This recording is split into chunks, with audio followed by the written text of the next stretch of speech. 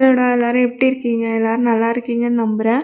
நானுமே ரொம்ப நல்லா இருக்கேன். அண்ட் அகைன் டேக்கு கூட ஒரு நியூ ஒன் ஷாட்டோட தான்டா வந்திருக்கேன். உங்களுக்கு இது பிடிக்கும்னு நம்புறேன். ஸோ கேட்டுட்டு எப்படி இருக்குன்னு கமெண்ட் பண்ணுங்க. அண்ட் இப்போ ஸ்ட்ரெயிட்டா ஸ்டோரிக்குள்ள போயிடலாம். ஸோ இப்போது வெளியில ஜோரா மழை பெஞ்சிட்ருக்கு.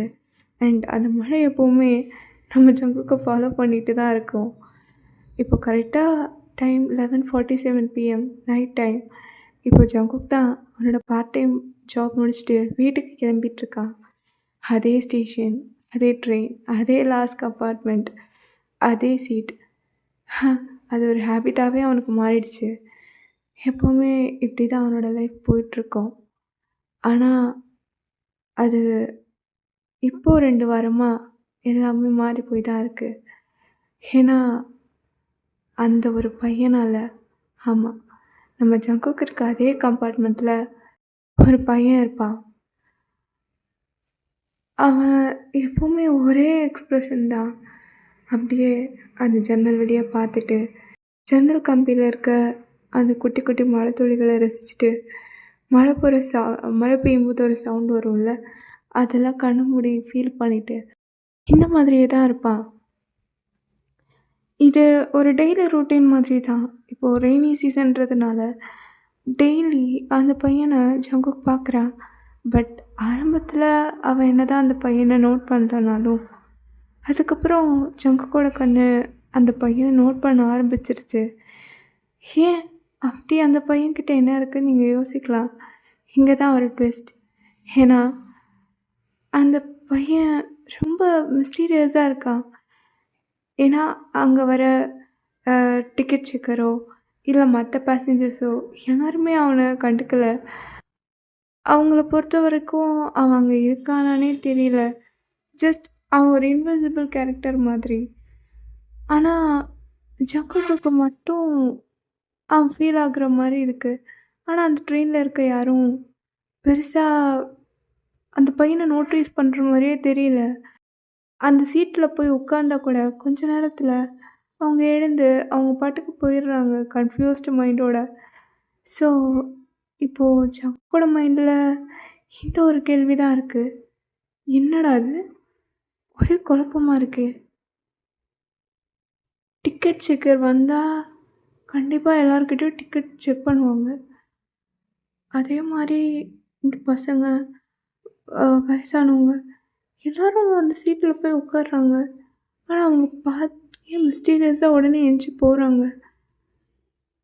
அவன் அந்த பையனை யாருமே நோட் பண்ணல அப்படின்ற மாதிரி யோசிச்சுட்டு, என்ன நடக்குது, ரொம்ப குழப்பமாக இருக்குது அப்படின்ற மாதிரி யோசிச்சுட்டு, இதுக்கு மேலே வெயிட் பண்ணக்கூடாது, எனக்கு இந்த மிஸ்டீரியஸ் கொஷினுக்கு ஆன்சர் கிடைச்சே ஆகணும்.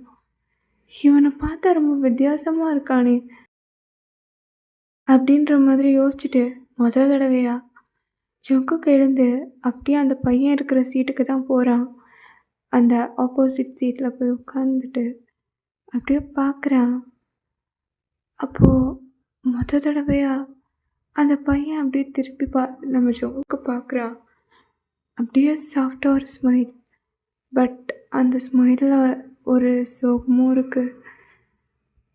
முறையாக அந்த பையன் ஜங்குக்கு பார்த்து, நீ என்னை ரொம்ப நேரமாக பார்த்துட்ருக்கேன்னு நினைக்கிறேன் அப்படின்னு கேட்க, ஜங்குக்கோட ஹார்ட் பீட் அப்படி ரைஸ் ஆகுது. டப்பு டப்பு டப்பு டப்பு டப்புன்னு அடிச்சுக்குது. அப்போது ஜங்குக் தான் அது அது வந்து அப்படின்னு சொல்லும்போது அந்த பையன், நான் உனக்கு தெரியலண்ணா அப்படின்னு கேட்குறான். இந்த கொஷின் ஜங்குக்கு ரொம்ப வியர்டாக இருக்குது. ஏன்னா இல்லை, நீ டெய்லி இதே ட்ரெயினில் தான் வருவியா? ஆமாம். ஓ சரி அப்படின்னு சொல்லிட்டு அவன் அகைன் திரும்பி அந்த மழையை தான் ரசிச்சிட்டு இருக்கான். இப்போது நம்ம ஜங்கு கூட ஃபுல் டே ஸ்டாப் பண்ண மாதிரி இருக்குது.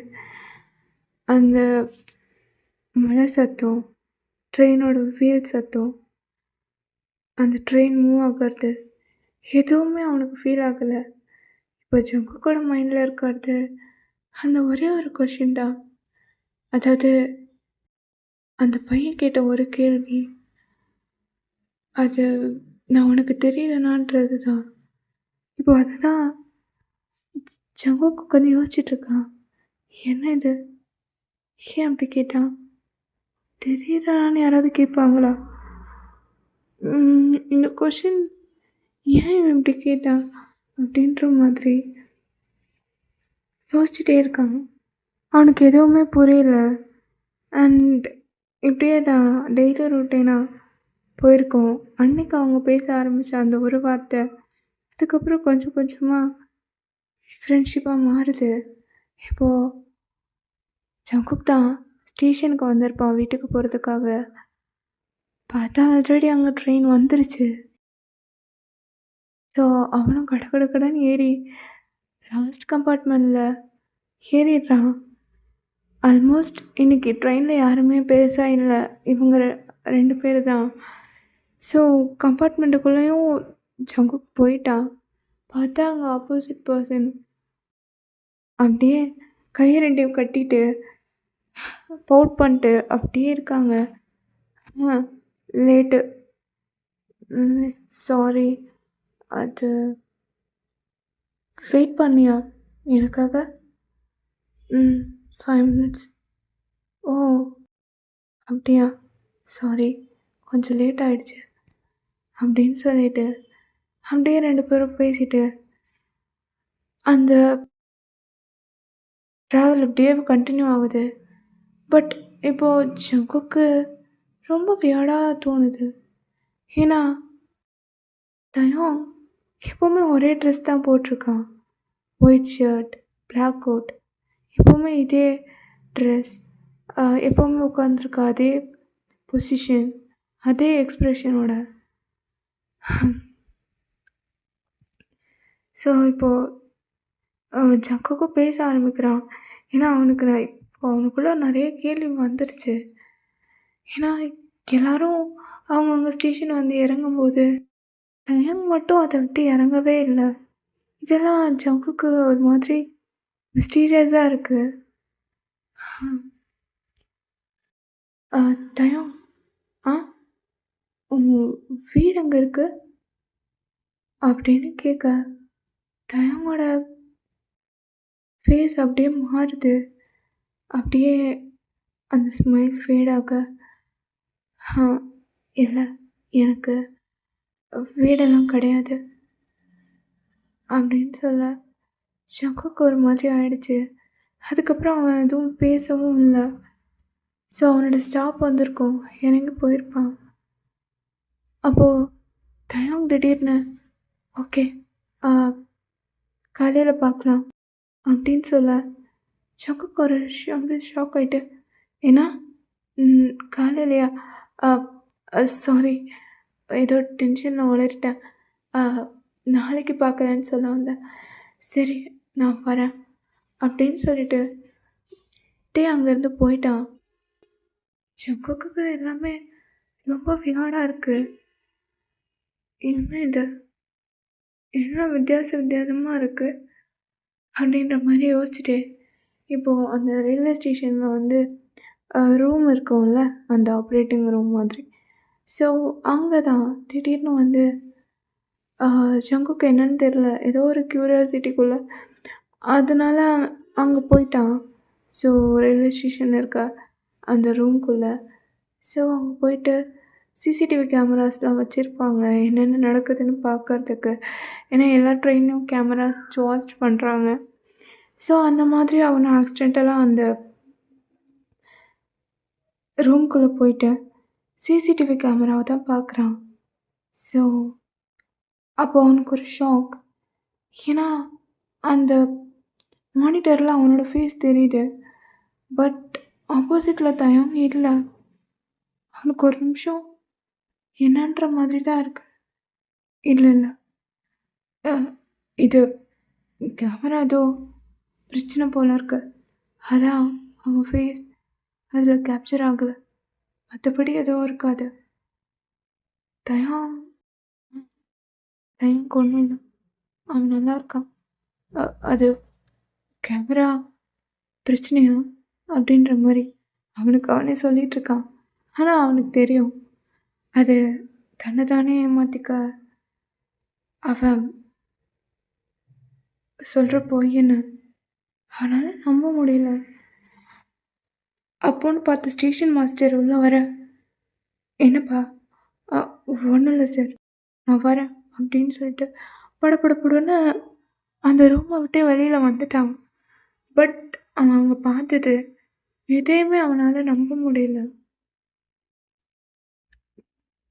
ஸோ அதே மாதிரி அகல் ட்ரெயினில் தான் தயம் கூட அவன் பேசிகிட்ருக்கான்.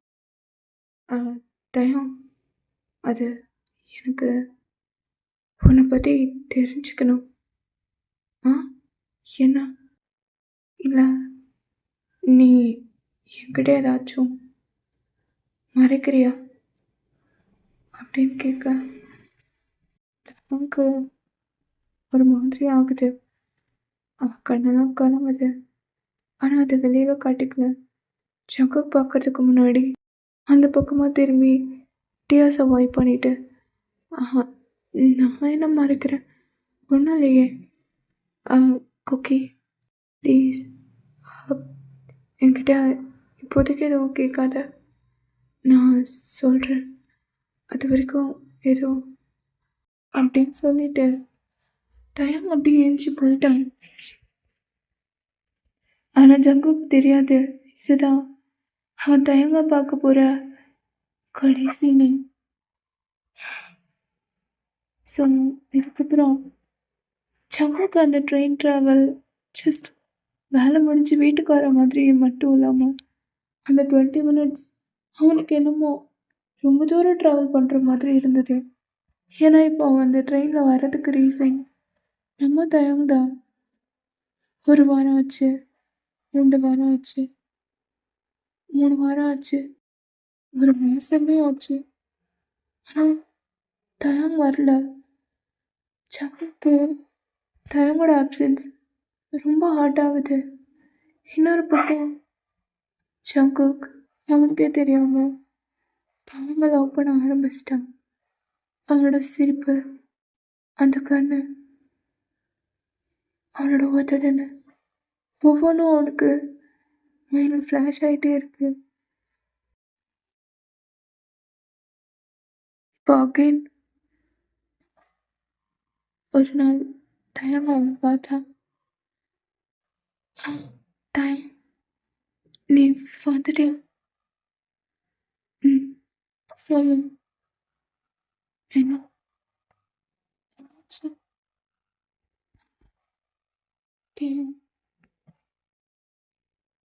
ஏன்னா அப்படி பார்க்குற? இல்லை குக்கி, ஒரு வேளை எனக்காக ஒரு நாள் நான் உன்னை விட்டு போயிட்டேன்னு என்னை மறந்துடு. ஓகே? ஏய், நீ என்ன பேசுகிற? நீ எங்கடா போக போகிற? எங்கே தான் இருக்க போகிற? மறைஞ்சு போயிடுவான்ற கண்ணுக்கு தெரியாமல் போகிறதுக்கு நீ என்ன பேயா பிசாசா? தயம், நான் அப்புறம் உன்கிட்ட ஒரு முக்கியமான விஷயம் சொல்லணும். ஏன்னா நான் உன்னை லவ் பண்ணுறேன் அப்படின்னு சொல்ல தயம் அப்படியே ஷாக் ஆகிட்டான். அவன் கண்ணு டியர்ஸ் வருது. பட் கண்ட்ரோல் பண்ணிட்டு சிரிக்க ட்ரை பண்ணுறான். பட் அவனால் முடியல. ஆனால் குக்கி, வேண்டாம், இது வேண்டாம். ஏன்டா வேணும்? எதுக்கு பயப்படுற? இது பாரு, நான் இங்கேருந்து கிளம்பணும். என்னோட டைம் முடிஞ்சிருச்சு. நான் ரொம்ப நாளுக்கு முன்னாடியே போயிட்டேன். என் டைம் முடிஞ்சுது. இதுக்கு மேலே என்னால் இங்கே இருக்க முடியாது. என்னை மறந்துடு அப்படின்னு சொல்ல, என்ன நீ ஏதேதோ வளர்ற? உனக்கு என்ன பைத்தியமாக பிடிச்சிருக்கு? என்ன பேயா பிசாசா? என் கண்ணு முன்னாடி தானே இருக்க. ம், அதுதான் எனக்கும் ஆச்சரியமா இருக்கு ஜங்குக். 10 வருஷத்துல நான் யார் கண்ணுக்கும் தெரியல. யாருமே என்ன பார்க்கல. ஆனா முறையா நீ பார்த்த, என்ன பார்த்து சிரிச்ச. ஓ, பேசிட்டு இருக்க. எனக்கே 10 வருஷம் எடுத்தது. நான் செத்து போயிட்டேன்னு தெரியறதுக்கு என்னாலே நம்ப முடியல. நான் இப்போ உயிரோட இல்லைன்னு யார் கண்ணுக்கும் தெரியாத நான் ஏன் உன் கண்ணுக்கு தெரிஞ்சேன்? நான் உன்கிட்ட ஃபர்ஸ்ட் டைம் ஒரு கேள்வி கேட்டேன். ஞாபகம் இருக்கா? ஆ, இருக்கு. ம், நான் உன் கண்ணுக்கு தெரியறேனான்னு கேட்டேனே, அதுக்கு இதுதான் காரணம். ஐயோ, டேய், பொய் சொல்லாத. ஏதாவது ப்ராங்க் பண்ணுறியா? இது பார், இதெல்லாம் பேசாத. என்னை விட்டு போயிடாத ப்ளீஸ். அப்படின்னு அழுகுறேன். தயங்காலே முடியல. எப்போவுமே ஜங்குக் தயங்கோட கையை பிடிப்பான். ஆனால் இப்போ அவன் கையை பிடிக்க ட்ரை பண்ணும்போது ஜங்குக்கோட கை தயங்கோட கையை டச் பண்ணாமல் அது அப்படியே கிராஸ் ஆகி போகுது. இந்த பக்கம் தயம் அப்படியே கொஞ்சம் கொஞ்சமாக ஃபேட் ஆகுறான். அந்த ட்ரெயின் லைட், ஸ்டேஷனில் இருக்க லைட்லாம், இந்த ஜஸ்ட் லைக் கோஸ்ட் மூவிஸ்லலாம் அந்த சோல் வரும்போது வந்து லைட்ஸ்லாம் ஆன் ஆகி ஆஃப் ஆகி அந்த ஃப்ளிக்கரிங் எஃபெக்ட் கொடுக்கும்ல, அந்த மாதிரி தான் நடக்குது. தயம் போகாத தயம் ப்ளீஸ். செவ்வக நான் போகணும். என் டைம் முடிஞ்சுது. And love you too. But மறந்துடு, நான் உனக்கு செட் ஆனவன் இல்லை அப்படின்ற மாதிரி தயாங் சொல்லிட்டு அங்கேருந்து ஃபேட் ஆகிட்டான். ஆனால் ஜங்குக்குள்ள ஒரு குரல் கேட்டுகிட்டே இருந்தது, கண்டிப்பாக தயாங் திரும்பி வருவான்னு. அந்த நம்பிக்கையோடையே தினமும் அதே ட்ரெயின், அதே கம்பார்ட்மெண்ட், அதே சீட்டுன்னு அங்கேயே வெயிட் பண்ணிட்டு இருந்தான். அப்போ ஒரு நாள் ஸ்டேஷன் மாஸ்டர் அங்கே வந்தார். ஜங்குக்கை பார்த்தாரு. என்னப்பா, அவனுக்காக வெயிட் பண்ணுறியா? நானும் பார்க்குறேன். தினமும் இங்கே வந்து உட்காந்துட்ருக்க. எவ்வளோ பிடிக்கும் அவனு, ரொம்ப பிடிக்கும். ஆனால் அதுவே கொஞ்சம் தான். அவனை எவ்வளோ பிடிக்கும்னு எனக்கு சொன்ன தெரியல. ஆனால் ரொம்ப பிடிக்கும். அவனை ரொம்ப நேசிக்கிற போல. அதான் உன் மனசு அவனை இன்னும் தேடிக்கிட்டு இருக்கு அப்படின்ற மாதிரி சொல்லிட்டு ஒரு ஃபைலை தான் அவர்கிட்ட கொடுக்குறாங்க. என்னது? ம், நீயே பாரு, 10 வருஷத்துக்கு முன்னாடி நடந்த ட்ரெயின் ஆக்சிடெண்ட்டோட ஃபைல் தான் இது அப்படின்னு சொல்லிட்டு கொடுக்குறாரு. அந்த ட்ரெயின் ஆக்சிடெண்ட்டில் இறந்து போனவங்க டீட்டெயில்ஸ், ஃபோட்டோஸ் எல்லாமே இருக்கு. அதில் தயங்கோட ஃபோட்டோவும் இன்க்ளூட் ஆகிருக்கு. ஜங்குக்கால் அதை நம்ப முடியல. அவன் கை, கால், மொத்த உடம்பும் அப்படியே நடுங்குது. ஆனால் அதில் அப்போ தான் ஒரு விஷயத்த நோட் பண்ணுறான். 10 வருஷத்துக்கு முன்னாடி இந்த ஆக்சிடெண்ட்டில் நிறைய பேர் இறந்து போயிட்டாங்க. அதில் அவனும் ஒரு விக்டிம். ஆனால் இதில் ஆச்சரியமான விஷயம் என்னென்னா, அவன் இறந்து போயிட்டான்னு எல்லாரும் சொன்னாங்க. ஆனால் அவன் உடம்பு மட்டும் கிடைக்கலன்னு எழுதியிருக்கு.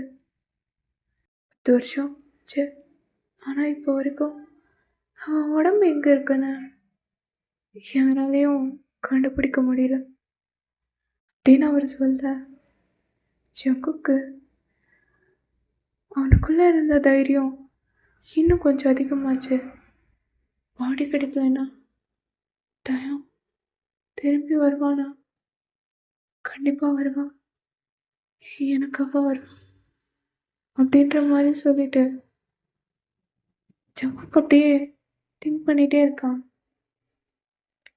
என்னதான் தயங் எல்லாமே சொல்லியிருந்தாலும் ஜங்குக்கு பொறுத்த வரைக்கும் தயங் ரியலாக இருக்க மாட்டானா, அவன் என் கூடவே இருந்துட மாட்டானான்னு நாளுக்கு நாள் அவனோட ஏக்கம் அதிகமாயிட்டே தான் போச்சு.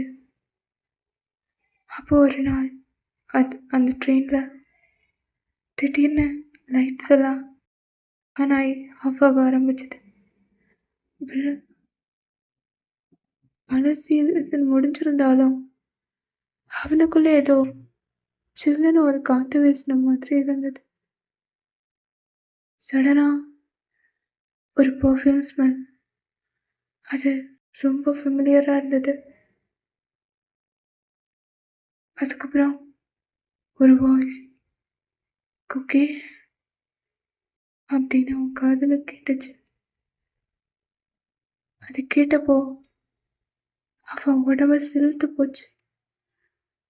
அப்படியே ஃப்ரீஸ் ஆகி நிற்க ஆரம்பித்தான். இது இது என் தயோட வாய்ஸ் அப்படின்ற மாதிரி யோசிச்சுக்கிட்டே கண்ணை திறந்து பார்த்தா, ஆமாம், அது தயாங் தான் ஜங்குக்கு முன்னாடி. ஆனால் ஜங்குக்கு ஒரு பயம், எங்கே மறுபடியும் தயாங் மறைஞ்சிருவானோன்னு அவனுக்குள்ள ஒரு பயம் இருந்தது.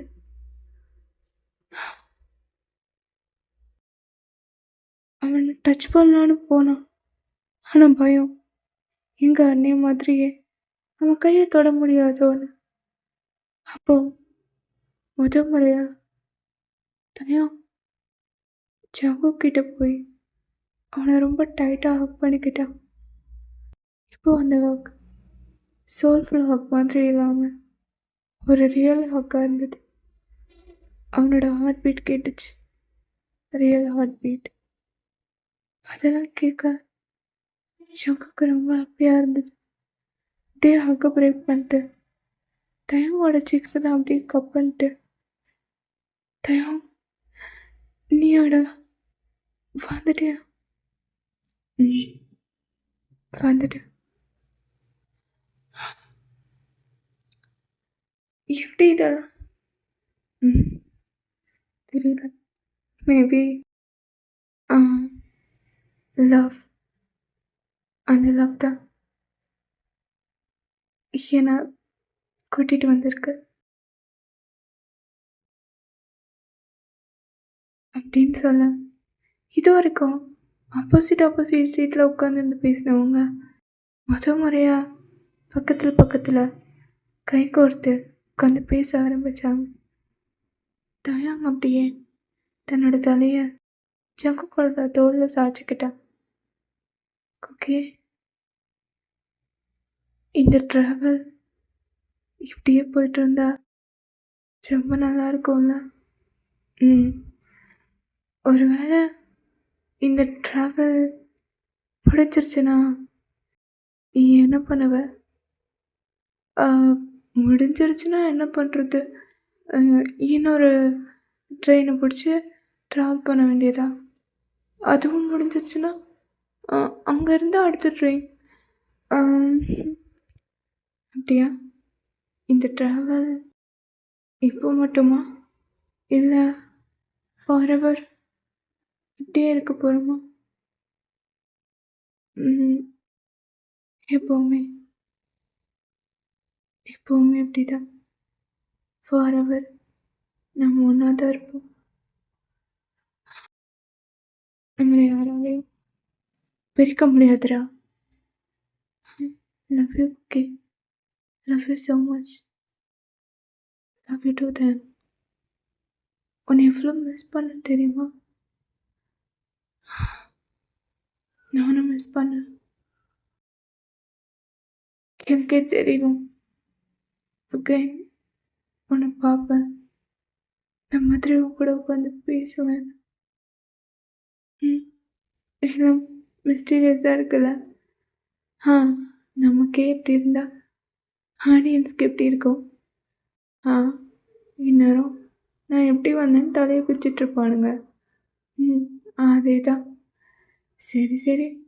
அவங்கள பற்றி நமக்கு என்ன பேச்சு? நாம நம்ம ஃபேமிலிய பார்க்கலாமா? ஆ ஃபேமிலியா? அடப்பாவி! அதுக்குள்ள அங்க வரைக்கும் யோசிக்கிறியா? என்ன பண்ணுறது? நீ இல்லாதப்போ இப்படியே தான் இமேஜினேஷனில் ஓட்ட வேண்டியதாக இருந்தது. ம். அது சரி. ம். அப்புறம் சோகா எனக்கு 5 பேபீஸ் வேணும். ஆ அடப்பாவி! இப்போ தான் அதுவும் ஆசையெல்லாம் இல்லைன்னு சொன்னேன். அ அது அப்புறம் நீ கேட்டோடனே வா ஓடி போய் கல்யாணம் பண்ணிக்கலாம். பண்ணிட்டு உடனே புள்ள பெத்துக்கலாம்னு சொல்லுவாங்க. அதெல்லாம் நாங்கள் அப்படி தான் சொல்லுவோம் அப்படின்னு சொல்லிட்டு அவங்க க்யூட்டாக பேசிகிட்டு இருக்காங்க. ஸோ இப்படியே அவங்க லைஃப்பும் ஸ்வீட்டாக இந்த ட்ரெயின் ஜேர்னி மாதிரியே அவங்களோட லைஃப் ஸ்மூத்தாக போயிட்டுருக்கோம். ஓகேடா, இதோட நான் எண்ட் பண்ணிக்கிறேன். அண்ட் இந்த ஒன் ஷாட் எப்படி இருக்குன்னு மறக்காமல் கமெண்டில் சொல்லிட்டு போங்க. இன்னொரு ஒன் ஷாட் ஆர்எஃப்எஃப்ல மீட் பண்ணுறேன். Until then this is by from Sara. Bye.